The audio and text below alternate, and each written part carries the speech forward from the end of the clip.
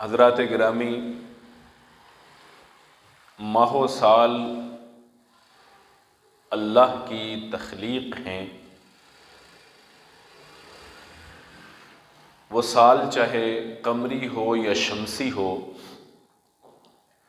میرے اللہ نے ہی اسے پیدا کیا ہے۔ آج ہم شمسی سال 2021 کا آخری دن گزار رہے ہیں۔ کل سے 2022 کا آغاز ہو رہا ہے۔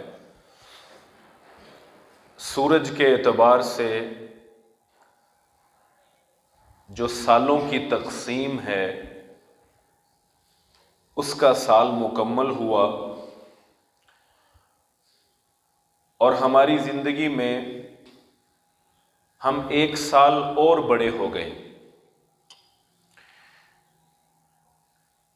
اور دوسرے انداز سے اگر سوچا جائے تو ہماری کل زندگی سے ایک سال کم ہو گیا۔ بھائیوں،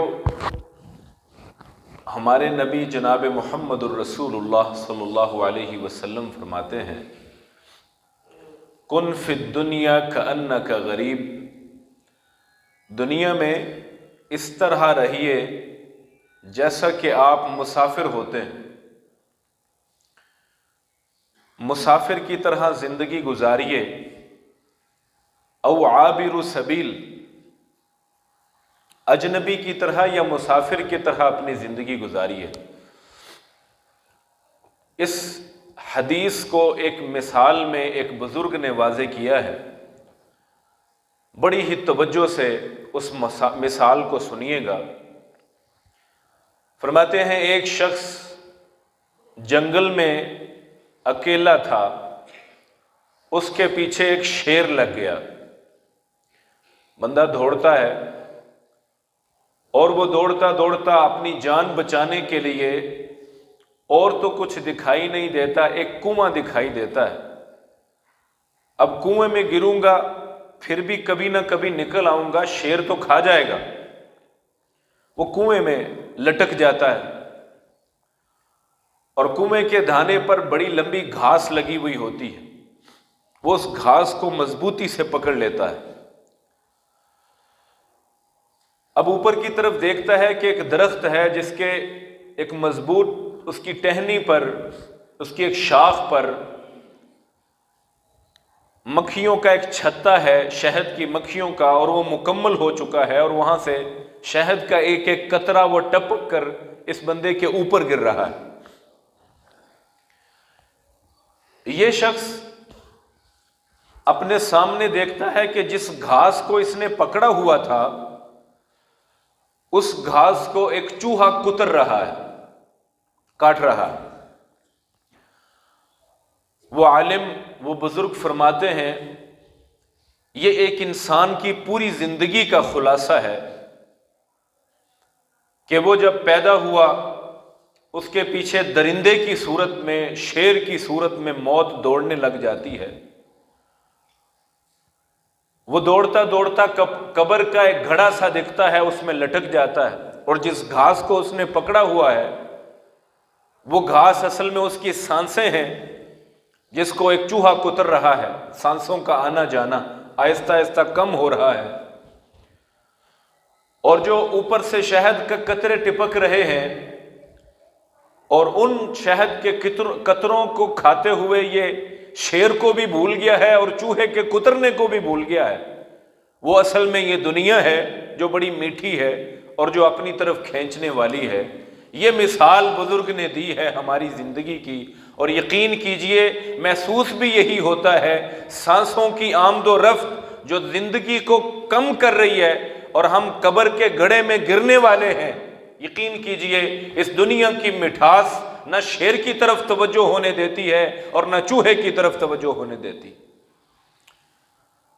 کن فی الدنیا کأنک غریب او عابر سبیل، اس دنیا میں ہم نے ایک مسافر بن کے رہنا تھا، ہمیں یہ سبق دے کر اس دنیا میں بھیجا گیا ہے۔ اور پھر دوسرے مالک الملک نے جو ہمیں تلقین کی ہے، یا ایھا الذین آمنوا اتقوا اللہ، مومنو اللہ سے ڈر جاؤ، ولتنظر نفس ما قدمت لغد، اور یہ سوچو، یہ دیکھو کہ تم نے اپنے اگلے دن کے لیے، آخرت کے لیے کیا ذخیرہ کیا ہے، کیا جمع کیا ہے۔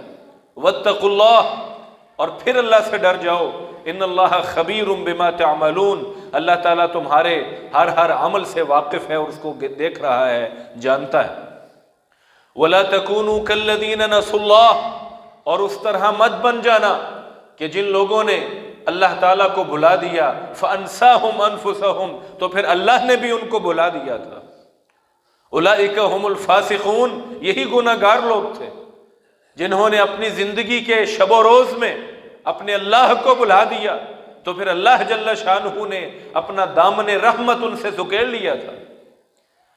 اور نبی محترم جناب محمد الرسول اللہ صلی اللہ علیہ وسلم اسی وقت کے بارے میں، جو آج ایک سال پورا ہو رہا ہے اور اگلا سال کل شروع ہونے کو ہے، ہم نے پورا سال گزارا ہے، اس کے بارے میں میرے نبی فرماتے ہیں، نعمتان مغبون فیہ کثیر من الناس، بہت سارے لوگ میری امت کے وہ دو نعمتوں کی وجہ سے خسارے میں جانے والے ہیں، الصحۃ والفراغ، ایک نعمت اللہ نے جو دی ہے وہ صحت کی ہے، جب صحت مند ہوتے ہیں اس وقت وہ اللہ کی بندگی کر کے اللہ کو راضی نہیں کرتے، والفراغ، اور جب فارغ ہوتے ہیں، فرصت ہوتی ہے اور کوئی کام اور ذمہ داری نہیں ہوتی ہے، اس وقت کو بھی اپنے ذمے لے کر اور اس سے فائدہ اٹھا کر اپنے رب اکبر کو راضی نہیں کرتے، خسارے میں جاتے۔ ہم نے سال گزارا ہے، آج سوچنے کا موقع ہے۔ رات کو کچھ لوگوں نے ناچنا ہے، رات کو 12 بجے کچھ لوگوں نے بھنگڑے ڈالنے ہیں۔ ہمارے لیے، ایک مسلمان کے لیے سوچنے کا مقام ہوتا ہے، تزکیہ نفس کا مقام ہوتا ہے۔ اس پورے سال میں 12 مہینے تھے، ان 12 مہینوں میں میں نے اپنے اللہ کو راضی کیا تھا یا نہیں کیا تھا؟ میں اپنے مالک کی بندگی کر پایا ہوں یا نہیں کر پایا ہوں؟ سوچنے کا مقام، یہ خوشیوں کا مقام نہیں ہوتا اس نسبت سے۔ ہاں، اگر آپ نے مالک کو راضی کیا تو یقیناً خوش ہوئیے، آپ نے مالک الملک کی بندگی میں فرائض ادا کیے ہیں، نوافل ادا کیے ہیں، آپ راضی ہو جائیے۔ لیکن اگر اس سال کے دورانیے میں ناشکری کے ڈھیر لگے ہوئے نظر آتے ہیں تو پھر سوچنے کا مقام ہے، اپنے آپ میں اپنا تزکیہ کرنے کا مقام ہے، مالک کے ہاں سجدہ ریز ہو کر رونے کا مقام ہے، ناچنے کا مقام نہیں ہے۔ اور قرآن مجید میں اللہ جل شانہ فرماتے ہیں، فرمایا اولم نعمرکم ما یتذکر فیہ من تذکر، قیامت کے دن جب اللہ کا دربار سجے گا، بھئی قیامت کے دن آخرت میں اللہ کا ایک بہت بڑا دربار لگنا ہے، وہاں پر ہم سب نے پیش ہونا ہے انشاءاللہ۔ اللہ تعالی ہمارا وہ خیر کا وقت لے کر آئے۔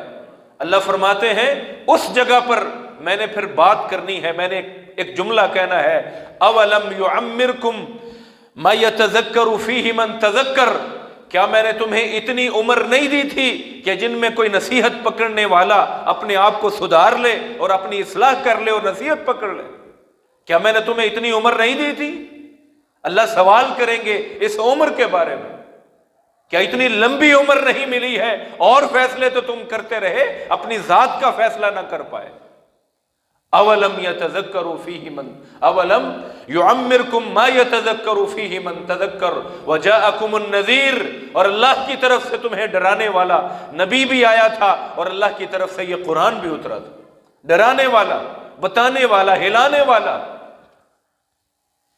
اور پھر نبی محترم جناب محمد الرسول اللہ صلی اللہ علیہ وسلم فرماتے ہیں، فرمایا اغتنم خمسا قبل خمس، 5 چیزوں کے پہلے 5 اشیاء کی اس کو غنیمت سمجھا کرو۔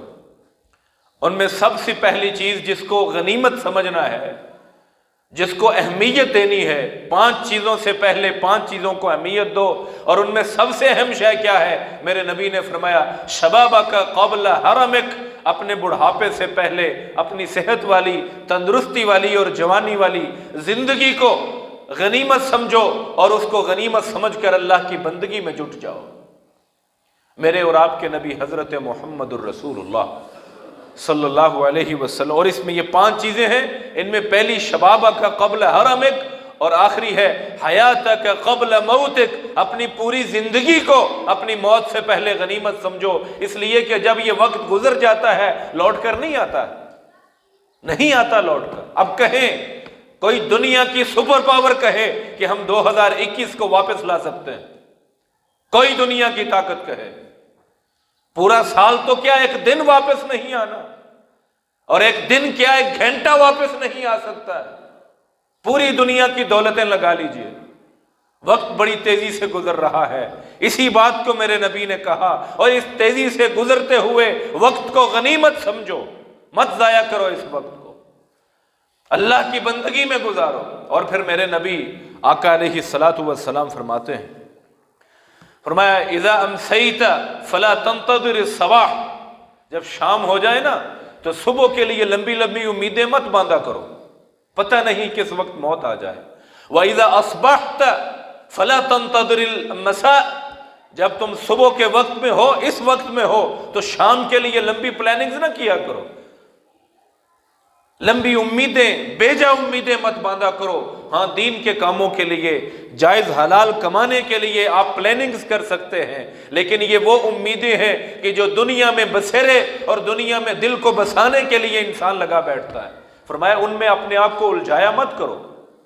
یہ جو جملہ ہم بولتے ہیں نا، اکثر آپ نے سنا ہے، اکثر دوست بھائی گفتگو کرتے ہوئے، بات کرتے ہوئے کہہ دیتے ہیں یار میں جو بول رہا ہوں پتہ نہیں اگلی سانس بھی آنی ہے کہ نہیں آنی، کہتے ہیں نا اکثر لوگ۔ یہ جملہ اصل میں اس حدیث کا عکاس جملہ ہے، ایمان ہے ہمارا، لیکن حقیقت بات سنیے گا، اگر یہ زبان سے دل تک اتر جائے نا پھر ایمان ہے۔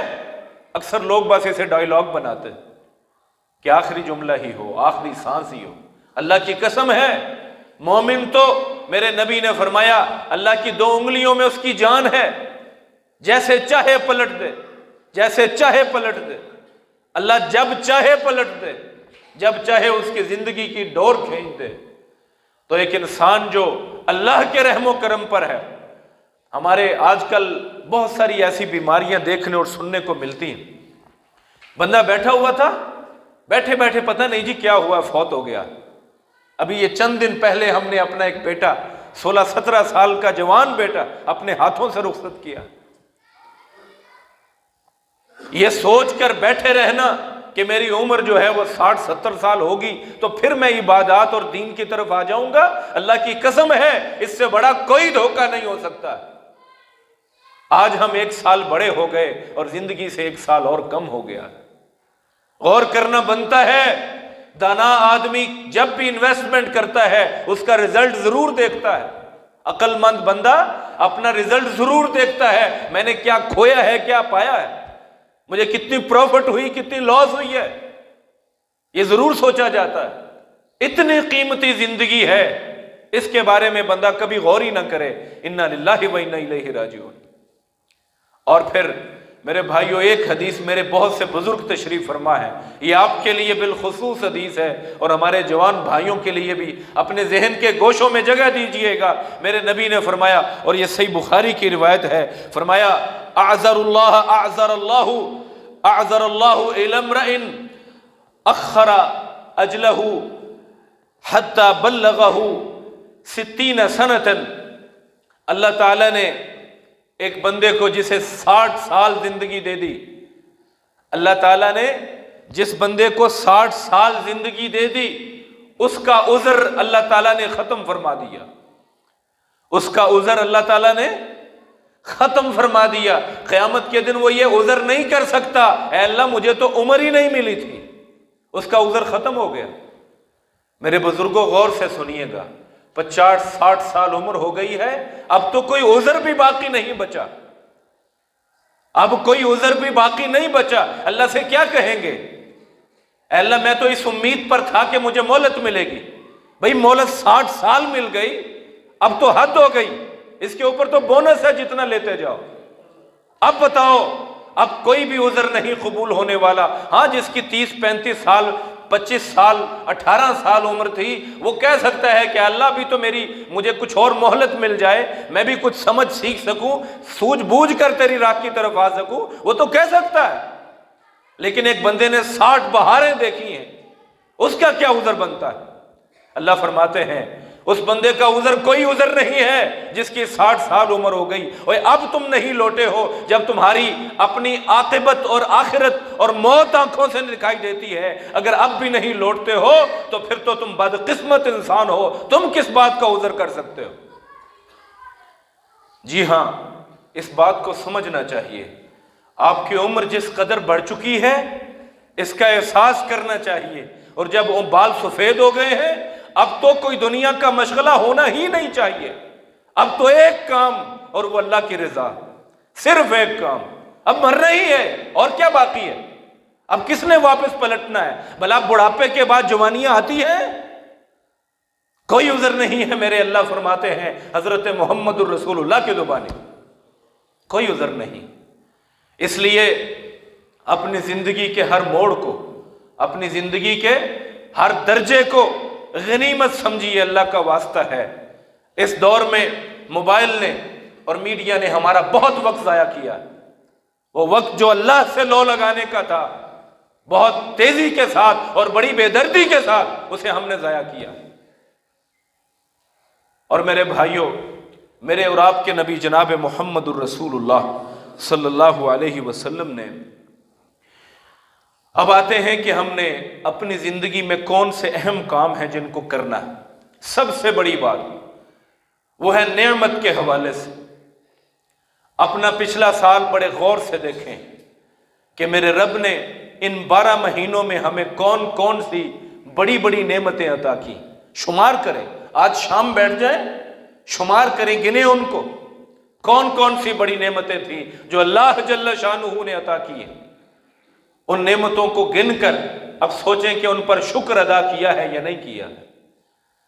شکر ادا کی، اور شکر کی کئی صورتیں ہیں، عبادات کی صورت میں بھی، اور زبان سے، اللہ کا زبان سے شکر ادا کرنا بھی، اور تیسرے اللہ کی مخلوق میں تقسیم کر کے بھی شکر کی قسمیں ہیں۔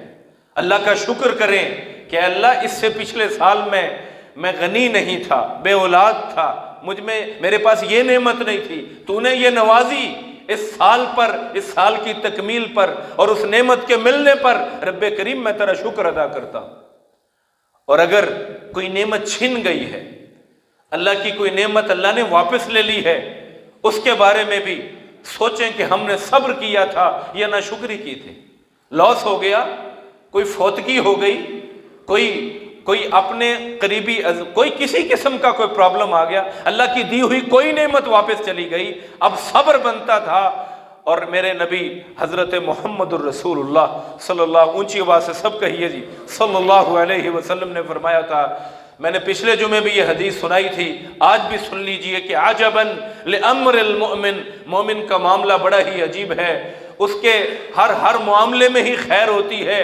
ان اصابتہ سراء فہو خیر، صبر شکر فکان خیر اللہ، اگر کسی مومن کو کوئی آسانی ملتی ہے وہ شکر کرتا ہے نعمت پر، اللہ کے ہاں وہ بھی بہت بہترین مومن ہے کہ شکر کرنے والا، اپنے اعمال نامے کو بھرنے والا۔ فرمایا وَإِنْ أَصَابَتْهُ ضَرَّاءَ صَبَرَ فَكَانَ خَيْرَ اللَّهِ، اور اگر کسی تکلیف کا شکار ہو گیا ہے، صبر کرتا ہے، تو تب بھی اللہ تعالیٰ اس صبر کے نتیجے میں بہت بڑا اجر نصیب فرماتے ہیں۔ مومن کا ہر معاملہ خیر پر ہوتا ہے، اپنا پورا سال خیر پر لا سکتے ہیں اگر ہر نعمت کے حوالے سے یا شکر کیا یا صبر کیا، اللہ کے ساتھ نسبت قائم کی۔ شکر کا انداز بھی میں نے عرض کیا ہے، اور صبر بھی یہ کہ اللہ تیری رضا پر راضی ہوں۔ ما نقول الا ما یرضی ربنا، وہ جملہ نہیں نکالنا زبان سے کہ جس سے رب راضی نہ ہوتا ہو، اللہ ناراض ہوتا ہو، ایسی حرکت نہیں کرنی، ایسے واویلے نہیں کرنے جن پر اللہ ناراض ہوتا ہو۔ تو میرے بھائیوں، اول کام تو یہ کہ اپنی ہر ملی ہوئی نعمت پر اللہ کا شکر ادا کر۔ اور یہ جو نعمت ہوتی ہے نا، حضرت امام ابن قیم رحمہ اللہ تعالی فرماتے ہیں نعمت کی 3 قسمیں. ایک قسم وہ ہے کہ جو نعمت ہمیں مل جاتی ہے اور ہمیں اس کا پتہ ہوتا ہے کہ یہ اللہ کی نعمت ہے، ہم اس پر اللہ کا مومن ہیں، شکر کرتے ہیں، زبان سے کریں دل سے کریں. بہرحال ایک مومن کی زبان سے بے ساختہ الحمدللہ نکلتا ہے. مثال کے طور پر بیٹے کھیل رہے ہیں، بندہ الحمدللہ اللہ کا شکر ادا کرتا ہے. اللہ نے رزق دیا ہے، انسان مومن اللہ کا فوری شکر ادا کرتا ہے. یہ ہے ایسی نعمت ہے اور اس کا ادراک بھی ہے کہ مجھے اللہ نے عطا کی ہے. دوسرے کچھ ایسی نعمتیں ہوتی ہیں، امام فرماتے ہیں کہ جن کا انسان منتظر رہتا ہے. میرے پاس اس وقت یہ گاڑی ہے، یہ سواری ہے، میں نے اس سے بہتر یہ سواری لینی ہے. منتظر، امید ہے. میرا یہ گھر ہے، یا میری یہ انویسٹمنٹ ہے، میرا یہ کاروبار ہے، میں نے اس میں سے یہ کرنا ہے. انسان سوچتا ہے، جائز ہیں یہ ساری باتیں. اللہ کے رسول نے سواری کے بارے میں اور گھر کے بارے میں خود بھی سوال کیا اللہ سے، بہتر سواری اور بہتر رہائش کے بارے میں. انسان ان کے بارے میں امید کرتا ہے. تو ایسی دوسری نعمت ایسی ہوتی ہے جن کو انسان سوچتا ہے، خواہش کرتا ہے. جائز خواہشات جائز ہیں، درست ہیں اور کرنی بھی چاہیے. اللہ تعالیٰ سب کے لیے آسانی فرمائے. تیسرا نعمت کا وہ درجہ ہوتا ہے کہ جس میں انسان کو نعمت تو ملتی ہے لیکن اس نعمت کا پتہ نہیں ہوتا. اس نعمت کا، بولیے ذرا، اس نعمت کا انسان کو شمار نہیں کرتا. آنکھ ایک نعمت ہے، جب تک تکلیف نہ ہو اس وقت تک بندے کو یہ نعمت لگتی نہیں ہے. دانت نعمت ہے، زبان نعمت ہے، اعضائے جسم نعمت ہے. اسی طرح اور بھی زندگی کی بہت سی نعمتیں ایسی ہیں کہ جب تک وہ چھننے نہ لگے اس وقت تک بندے کو احساس نہیں ہوتا ہے. تینوں قسموں پر اس میں غور کیجئے گا. ایسی نعمتیں جن پر آپ پہلے سے شکر ادا کرتے ہیں، الحمدللہ.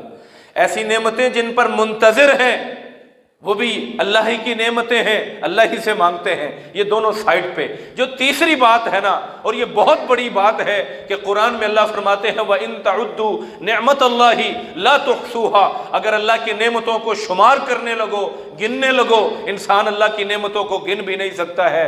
میرے بھائیو، یہ وہی نعمتیں جو انسان کی نظروں سے اوجھل ہیں، ان کو گن کر ان پر اللہ کا شکر ادا کرنا یہ ہم سب پر واجب ہے. جتنی گن سکتے ہیں، جتنی سامنے آ سکتی ہیں، جتنی اللہ کی نعمتیں استعمال کرتے ہیں. حضرت شیخ سعدی رحمۃ اللہ علیہ نے، ان سے پوچھا گیا نا آج کل کیسی چل رہی ہے. حضرت شیخ سعدی بڑے دانا آدمی تھے. فرمانے لگے اللہ کی نعمتیں کھا کھا کر دانت گھس گئے ہیں. بھئی ایسا ہی ہے کہ نہیں؟ تقریباً کوئی 40 سال کے راؤنڈ اباؤٹ دانتوں کا علاج کروانا پڑتا ہے. کیا ہے؟ پالش اتر گئی ہے، اس کے اعضاء ٹوٹنے لگ گئے ہیں. کیوں ٹوٹے ہیں؟ خالی پڑے نہیں، یہ کچھ چباتے ہیں، یہ کچھ کھاتے ہیں. جی ہاں، یہ وہی نعمتیں ہیں جو اللہ عطا کرتا ہے. امام کہتے ہیں کہ نعمتیں چبا چبا کر اور کھا کھا کر دانت گھس گئے ہیں، لیکن زبان ہے کہ اللہ کا صحیح معنوں میں شکر ادا نہیں کرتی ہے. ایسی زندگی چل رہی. جی ہاں، اپنے گریبان میں جھانکیے. اگر ایسا ہی ہے تو میرے بھائیو، اللہ کا شکر ادا کرنا، اللہ سے وابستہ ہونا، اختتام سال پر صبر میں یا شکر میں اللہ کی طرف رجوع کرنا، یہی مومن کا شیوا ہے، یہی مومن کی زندگی. اور اسی ضمن میں میرے اور آپ کے نبی حضرت محمد الرسول اللہ صلی اللہ علیہ وسلم نے ایک قرآن مجید کی دعایا مبارکہ سنیے گا. ایک تو نعمتیں گننی ہیں، انشاءاللہ اللہ توفیق عطا فرمائے. اس سال میں پوری نعمتیں کتنی ملی اور میں نے کیا کیا. اور دوسرے نمبر پر جتنی شمار ممکن ہے. دوسرے نمبر پر سب سے اہم کام آج کے دن کا یہ ہے، اگر کوئی ہو سکتا ہے، کہ قد افلح من زکاہا وقد خاب من دساہا. لوگوں کامیاب وہ ہے جو اپنے اندر کے انسان کی اصلاح کرتا ہے. وقد خاب من دساہا، اور جس کے اندر کا انسان آلودہ، گندا اور غلیظ رہتا ہے اور طرح طرح کی بیماریوں سے اٹا ہوا رہتا ہے. وہ جو اندر کی روح ہے، وہ جو اندر کا ایک کثیف سا انسان ہے، جس کا وہ غلاظتوں سے اٹا ہوا ہے، فرمایا قد خوابا، وہ بندہ تباہ و برباد ہو گیا۔ اور ایک اور جگہ قرآن مجید میں اللہ تعالیٰ فرماتے ہیں جنات عدن تجری من تحتها الانہار خالدین فیہا ومساکن طیبہ وذلک جزاء المحسنین وذلک جزاء من تزکا۔ اللہ تعالیٰ نے بہترین جنتیں بنا رکھی ہیں، اللہ تعالیٰ نے جنتوں میں نہریں چلائی ہیں، اس میں عمدہ قسم کی مہمان نوازی اور رہائش رکھی ہے۔ وَذَلِكَ جَزَاءُ مَن تَزَكَّى، اور یہ جزا جو جنت عدن کی ہے یہ اس کے لیے ہوگی من تزکا، جس نے اپنے اندر کے انسان کو پاکیزہ اور صاف رکھا۔ جو لوگوں کے لیے حسد، بغض اور کینہ رکھتا ہے اس کا اندر صاف نہیں ہوتا۔ اس سال میں ہم نے کس قدر بغض پالا، آج اس کو محو کر دیجئے، آج اس کو صاف کر کے سوئیے۔ اگر سال کو سیلیبریٹ کرنے کا کوئی طریقہ ہو سکتا ہے، اللہ کی قسم ہے وہ یہ ہو سکتا ہے۔ مومن ہیں تو پھر یہی کرنا ہوگا، بجائے اس کے کہ لوگوں کی نیندیں حرام کی جائیں، پٹاخے چلا کر اور سائلنسر کھول کر اور شور مچا کر اور جھوٹی خوشیوں کی مبارک دے کر، بجائے اس کے کہ لوگوں کی نیندیں حرام کرے، یوں سیلیبریٹ کیجیے اپنے سال کو کہ اللہ کے سامنے سر بسجود ہو کر اپنی اندر کے تزکیے کے لیے اہتمام کیجیے، اس کے ہاں آنسو بہائیے، اس کو کہیے کہ اللہ میرا اندر پاک کر دے۔ یہ طریقہ ہے، یہ مومن کا طریقہ۔ اور پھر تیسرے نمبر پر میرے بھائیوں اور دوستو، نبی محترم حضرت محمد الرسول اللہ صلی اللہ علیہ وسلم کے فرامین کی روشنی میں آپ دیکھیے کہ ہم سے حقوق العباد میں کہاں کوتاہیاں ہوئی ہیں۔ بہت بڑی ذمہ داری ہوتی ہے مومن کے سر پر، اسی لیے تو وہ بڑا سنجیدہ ہوتا ہے، اسی لیے تو ایک مومن بڑا سنجیدہ ہوتا ہے۔ پھر کہتا ہوں، اسی لیے مومن بڑا سنجیدہ ہوتا ہے۔ آج کل جو انٹرنیٹ پہ یا آپ سوشل میڈیا پہ یا میڈیا پہ بھی وہی پروگرام ہٹ ہوتے ہیں جن میں چٹخلے اور مذاق، اور سیاست میں ہوں یا مذہب میں ہوں یا کسی معیشت کے معاملے میں ہوں، جن پروگرامز میں مخولیے بیٹھے ہوئے سیاست کو، دین کو، معیشت کو اور ملک کو جو مذاق کے ساتھ جوڑتے ہیں، وہ سب سے زیادہ ہٹ ہوتے ہیں۔ وجہ یہ ہے کہ قومی طور پر ہم غیر سنجیدہ واقع ہوئے۔ آپ انالیسز کر لیجئے، مومن سنجیدہ ہوتا ہے، مومن غیر سنجیدہ نہیں ہوتا۔ اس کا مطلب یہ نہیں ہے کہ آپ خوشیاں سیلیبریٹ نہ کریں، قطعاً مطلب نہیں ہے۔ اسلام نے ہی 2 بڑی عیدیں دی ہیں سال میں، اسلام نے ہی ہر خوشی کے موقع پر اللہ تعالیٰ کے ساتھ وابستہ ہونے کا حکم دیا۔ خوشیاں خوشیاں ہوتی ہیں، لیکن ایک یہ کہ پورا دن ہی انسان کا بے بہرگی میں گزر جائے، ایسے ہی انسان بہا چلا جائے ہر قسم کے جذبے میں، یہ مومن کا شیوا نہیں ہوتا ہے۔ اسی لیے مالک الملک میں قرآن مجید میں ایک جگہ ارشاد فرمایا ہے کہ اگر تمہیں آخرت کے معاملات دل میں بیٹھ جائے نا تو پھر یہ ہے کہ تم کثرت سے رویا کرو اور کم از کم ہنسا کرو، بشرط یہ کہ تم سچے اور پکے اور دل و جان والے مسلمان بنو۔ تو بھائیو، ایک سنجیدہ مسلمان ہمیشہ اپنے آپ پر پڑی ہوئی ذمہ داریوں کا سوچتا ہے، میرے کندھے پر کن کن کا بوجھ اور ذمہ داری ہے اور ان کو میں نے اللہ کی بندگی میں ادا کرنا ہے۔ میرے کندھے پر بچوں کا بھی بوجھ ہے، ذمہ داری ہے، ماں باپ کی بھی ذمہ داری ہے، بہن بھائیوں کی بھی ذمہ داریاں ہیں، میرے ہمسایوں کی ذمہ داریاں ہیں، میرے رشتہ داروں کے ساتھ حسن سلوک کے معاملات ہیں۔ اتنا ذمہ دار بندہ وہ کیسے مخولیہ ہو سکتا ہے؟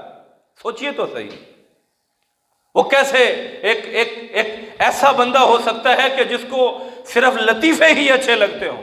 انا للہ و انا الیہ راجعون۔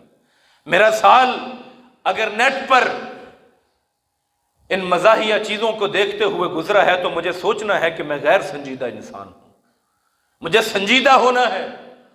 کون سی قوم ایسی ہے؟ آپ چائنا چلے جائیں، جاپان چلے، جو بڑی اپرائزنگ قومیں ہیں، جو معیشت کے لحاظ سے ترقی کر رہی ہیں، آپ ذرا جا کر ان سے بات تو کریں، ٹو دی پوائنٹ، اپنے مطلب سے بات کریں۔ جو ایک ٹاپک ہے اس پر بات کریں، اس سے ہٹیں گے 1-2 منٹ، اس کے بعد آپ سے وہ بیزار ہو جائیں گے۔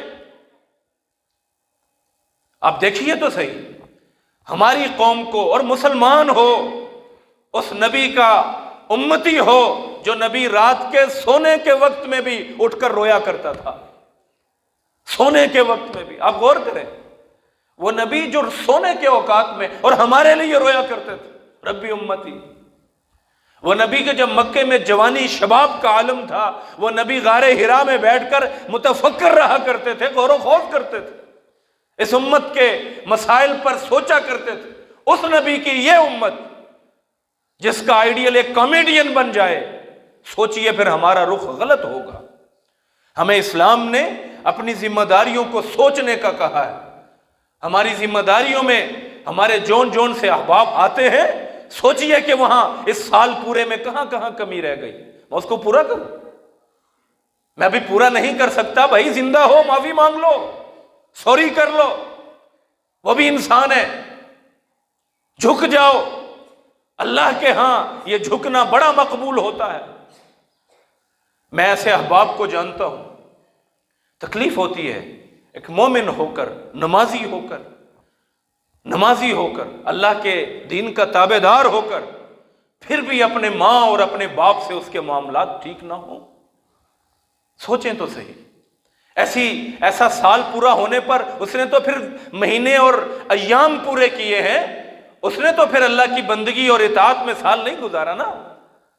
میرے بھائی، آپ کو اپنی اصلاح خود کرنی ہے، کوئی دنیا کی طاقت آپ کو اب پکڑ کر سیدھا نہیں۔ بچے ہوتے تھے نا، تو بچے ہوتے تھے تو بڑے سمجھاتے تھے یہاں جانا ہے یہاں نہیں جانا ہے، یہ کھانا ہے یہ نہیں کھانا ہے، یہ گرم ہے یہ ٹھنڈا ہے، کیوں بھی سب کو سمجھایا جاتا تھا نا۔ اب نہیں کسی نے سمجھا، اب بڑے ہو گئے ہیں، اب ہم خود باشعور ہیں، اب ہم نے خود سمجھنا ہے۔ کچھ دوستوں کا اپنے آپ میں سمجھنے کا نظام بڑا کمزور ہوتا ہے نا بھائی۔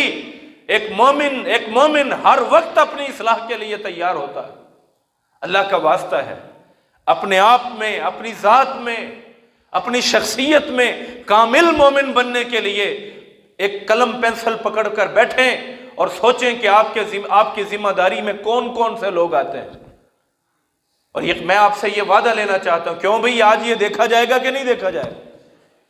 انشاءاللہ اللہ توفیق دے کہ ہم اپنے ذمے آنے والے لوگوں کو صرف یہ فہرست تو بنائیے نا، اس میں کون کون آتا ہے، اس کی میرے ذمے کون سے حق بنتے ہیں۔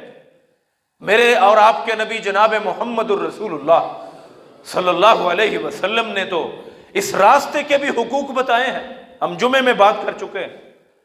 راستے کے حقوق، جانوروں کے بھی حقوق بتائے ہیں، ان پودوں کے حقوق بتائے ہیں۔ سب سے پہلا، سب سے بڑا حق یاد رکھیں ماں باپ کا ہوتا ہے، ان کے بعد اپنی بیوی کا، بیوی کے لیے شوہر کا ہوتا ہے، ان کے بعد اولاد کا حق ہوتا ہے، ان کے بعد بہن بھائیوں، اور پھر اسی طرح درجہ بدرجہ اگلے رشتہ داروں کا حق ہوتا ہے۔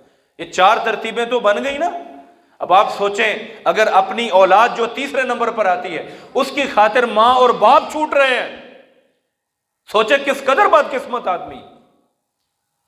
یہ احساس لیجئے گا، آج پیغام لے جائیں، اس 2021 کا پیغام لے جائیں، ترتیب سمجھیے۔ پہلے ماں باپ، پہلے کون ہے جی؟ اونچی آواز سے، پہلے کون ہے؟ ماں باپ، دوسرے نمبر پر بیوی یا شوہر، تیسرے نمبر پر اولاد، چوتھے نمبر پر بہن بھائی، اور 5ویں نمبر پر بقیہ درجہ بدرجہ پھوپھو ہیں، خالہ ہیں، آگے آگے۔ اب سوچئے کہ اگر ایک بندہ چوتھے یا تیسرے درجے کی وجہ سے پہلا یا دوسرا درجہ تباہ کر دیتا ہے، برباد کر دیتا ہے۔ کچھ ایسے میاں ہیں جو اپنی اولاد کی محبت میں بیوی کو گالیاں دیتے ہیں، کچھ ایسی بیویاں ہیں جو اولاد کے ساتھ تو سیٹسفائیڈ ہیں لیکن شوہر کی خدمت سے منہ چراتی ہیں۔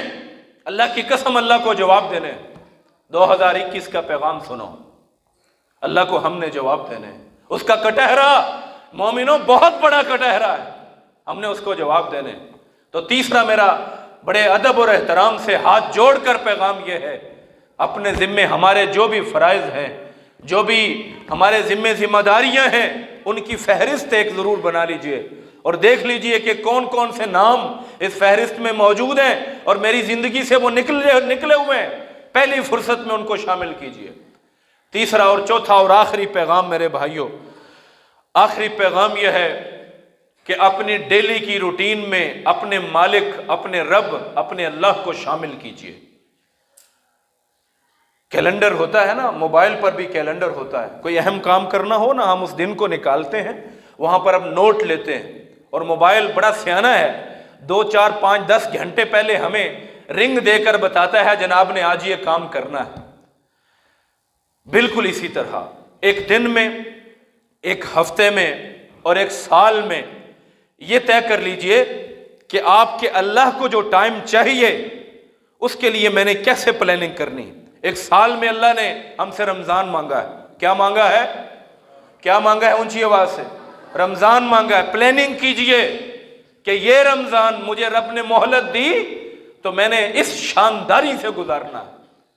سالانہ پلاننگ، ایک ہے ہفتہ وارانہ، کیوں جی انشاءاللہ کریں گے نا، اللہ توفیق عطا فرمائے۔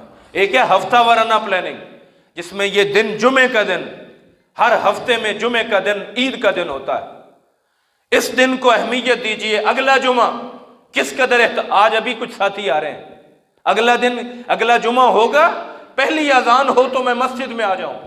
پلاننگ کیجئے، یہی ٹائم مینجمنٹ ہے، یہی اپنے آپ کو سدھارنا ہے، یہی شخصیت مومن کی تکمیل ہوتی ہے کہ ایک بندہ پورا پلان کر کے چلے۔ ایک ہفتہ اور ہفتے کا اہم دن جو میرے اللہ نے مانگا ہے، اس میں سے کچھ وقت مانگا ہے، میں نے اس میں پوری ترتیب کر کے، نہا کر، اپنے ناخن کاٹ کے، اچھے لباس پہن کے، پھر میں نے اللہ کے ہاں حمدیں کہتے ہوئے آنا ہے، اس کا پیغام سن کر جانا ہے۔ یہ ہفتے کی پلاننگ انشاءاللہ ہوگی آئندہ سے، اللہ توفیق عطا فرمائے۔ اور روزانہ کی ایک پلاننگ، ایک سالانہ، ایک ہفتہ وارانہ اور ایک روزانہ کی پلاننگ میں، اور ہفتہ وارانہ میں اگر کوئی ایڈ کر سکے تو بھائی سوموار اور جمعرات کا ایک ایک روزہ بھی ہے، اگر آپ افورڈ کر سکیں۔ یہ چھوٹے چھوٹے دن، سالانہ سب سے چھوٹا دن یہ 22 تاریخ کو گزرا ہے، چھوٹے چھوٹے دن ہیں، پلاننگ کر سکیں تو میرے نبی کی سنت تھی سوموار اور جمعرات کا روزہ رکھنا، اور ماہانہ اگر کر سکے تو ایام تشریق کے 3 روزے ہیں۔ تو عرض یہ ہے، روزانہ کی پلاننگ میں 5 وقت کی نمازیں میرے اللہ نے ہم سے مانگی، 5 وقت کی نمازیں۔ تو میرے بھائیوں انشاءاللہ آئندہ سے ہم سارے جو اللہ کے مانگے ہوئے اپنے سالانہ کیلنڈر میں وہ تمام اوقات شامل کریں گے انشاءاللہ۔ اللہ سے توفیق مانگیں۔ اور یہاں ایک بات، ایک جملہ بڑا وزنی ہے، یہ مت سمجھا کریں کہ میں عبادت کے لیے نہیں گیا، یہ سوچا کریں اور یہ مان لیجئے کہ اللہ تعالیٰ نے مجھے اپنے در پر آنے کی اجازت نہیں دی ہے۔ کوئی ایسا جرم کر بیٹھا ہوں، کوئی ایسا گناہ کر بیٹھا ہوں، میرے اللہ نے مجھ پر اپنے گھر کے دروازے بند کیے ہوئے۔ آپ کوئی احسان نہیں کرتے مسجد میں آ کر، یہ مالک کا احسان ہے کہ اس نے توفیق دی ہے کہ آپ اس کے در پر چل کر آ گئے۔ تو بھائیو یہ ہماری خوش قسمتی بحیثیت مومن، بحیثیت مسلمان سعادت ہے کہ ہم چل کر اللہ کے راستے پر آئیں۔ اور وہ ایک شاعر نے آخر میں ایک جملہ کہنا چاہوں گا، وقت کم تھا کہ جو لوٹ آئیں کچھ کہنا نہیں بس دیکھنا انہیں غور سے، جو لوٹ آئیں کچھ کہنا نہیں بس دیکھنا انہیں غور سے، جنہیں منزلوں پر خبر ہوئی کہ راستہ کوئی اور تھا، جنہیں منزلوں پر خبر ہوئی کہ راستہ کوئی اور تھا۔ ہمارا راستہ بڑا کشادہ ایک مومن کے لیے، دن کے دن تو دن ہی ہیں، راتیں بھی دنوں کی طرح عیاں اور روشن ہوا کرتی ہیں۔ ہمارے لیے قدم قدم، ہمارے لیے لمحہ لمحہ بالکل واضح اور کشادہ ہے۔ میرے بھائیوں اللہ کا واسطہ ہے، اپنی زندگی میں مالک کو شامل کیجئے، اپنے روزانہ کے معمولات میں اپنے خالق کو شامل کیجئے، اپنے ٹائم ٹیبل میں مالک الملک کے معاملات اور احکامات کو نافذ کیجئے۔ انشاءاللہ العزیز آج ہم نے جو 3-4 باتیں بطور سبق سیکھی ہیں، ان میں سب سے پہلے یہ تھا کہ اللہ کی جو ملی ہوئی نعمتیں ہیں ان پر اللہ کی نعمت مل جائے تو شکر کرنا ہے، اور چھن جائے تو صبر کرنا ہے۔ کہیں اللہ توفیق عطا فرمائے۔ اور نمبر 2 یہ کہ ہم نے اپنی ذات کا تزکیہ کرنا ہے، اپنی اصلاح کرنی ہے، اپنے اندر کے موجود وہ جو غم، غصے اور ناراضگیاں اور بغض اور کینے اور نفرتیں اور وہ دل کی غلاظتیں وہ سب کے سب کرید نکالنی ہیں، یہی سال کا پیغام۔ اور تیسرے نمبر پر یہ کہ ہم نے دنیا میں جو ہمارے ذمے اللہ نے حق لگائے ہیں، ماں باپ اور پھر بیوی اور شوہر اور پھر اولاد اور پھر بہن بھائی اور پھر اسی طرح سارے رشتہ دار اور ہمسائے، یہ اللہ نے جو ترتیب بنائی ہے انشاءاللہ ہم نے اس کا بھی پاس کرنا ہے۔ اللہ توفیق عطا فرمائے۔ اور چوتھے اور آخری نمبر پر سب سے بڑی بات میں نے عرض کی ہے، سالانہ بھی اور ہفتہ وارانہ بھی اور روزانہ کی بنیاد پر اپنے اللہ کے لیے وقت کو فکس کیجئے اور اس کے لیے اہتمام کیا کیجئے۔ جیسا اہتمام اپنی ذات کے لیے کرتے ہیں اس سے بہت بہتر اہتمام مالک الملک کے لیے کیا کیجئے۔ اللہ تعالی ہمارے شب و روز کو بہتر فرمائے، امت مسلمہ پر رحمت فرمائے۔ آخر دعوان الحمدللہ رب العالمین۔